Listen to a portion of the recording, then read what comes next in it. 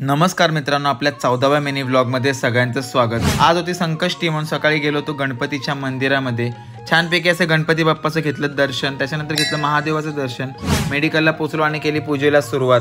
माझ्याजवळ एकच माचीची काडी होती आणि त्याच्यामध्ये मला दिवा लावायचा होता। हा होता माझ्यासाठी मोठा टास्क। नंतर केले देव स्वच्छ, देवाला पण स्वच्छ केला, म्हणजे देवाची जी जागा होती ती।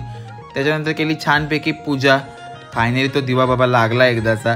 आज होता माझा एक टाइम उपवास म्हणून घरून आणलेले काजू, त्याच्यानंतर पिला आपला मॅन्डेटरी छास आणि त्यासोबत लस्सी।